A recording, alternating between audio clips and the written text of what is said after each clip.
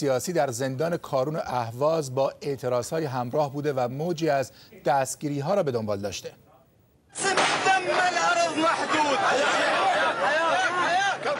اینها تصاویری است که در شبکه یوتیوب منتشر شده و گفته شده مربوط به این اعتراض است.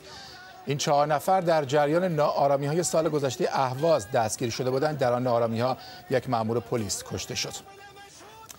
کریم دهیمی فعال حقوق بشر اینجا در استودیو با ماست. آقای دهیمی، راجع به این دستگیری‌هایی که این چند روزه داره اتفاق میفته و گزارش شده از طرف فعالان حقوق بشر چه می‌دونیم بیشتر؟ بله آقای سلطانپور، من قبل از اینکه جواب سوال رو شما بدم یه نکته خواستم اشاره بکنم و اون این که برای ما خیلی عجیب و جای سوال برانگیزه که پارلمان اروپا، پارلمان بریتانیا و هیومن رایتس و بعضی از مؤسسات دیگه‌ای که در سازمان‌های دیگه که در زمینه حقوق بشر فعالیت میکنن این اعدام‌ها رو محکوم کردن، اما دوستان ما در مرکز سازمان اسناد حقوق بشر ایران و سازمان یونیتی برای ایران کمپین بین‌المللی هیچ محکومیتی در این و در مورد این ماشین اعدامی که داره الان در ایران و بخصوص در منطقه ما رخ میده بیانیه ندادن، بخصوص خانم شیرین عبادی. و من از همین برنامه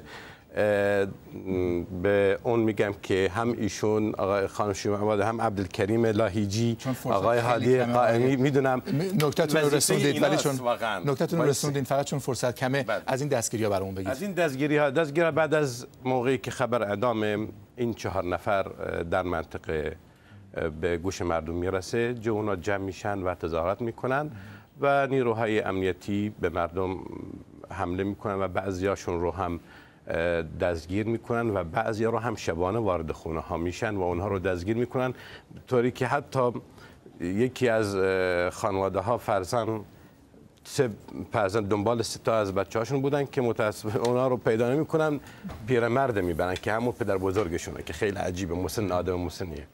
بله. گفته شده در مقدمه گفتیم که گویا خانواده‌های اعدام شده‌ها زیر نظر ماموران امنیتی هستند. دلیلش چه هست؟ دلیلش میدونید که در رسم اونجا موقعی که فرزند فاتحی انجام میشه کسان دیگه میان جمع میشن، خیلی زیر کنترل، چون که قضیه سیاسیه، این فعالان قضیه سیاسیه.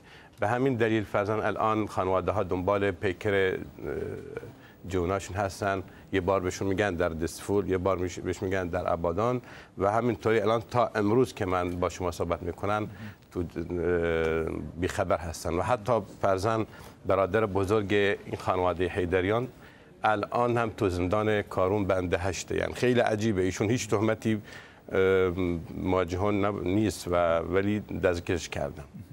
کریم دهیمی فعال حقوق بشر، متشکرم از توضیحاتتون. ممنون. متشکرم. سرخط خبرهای مهم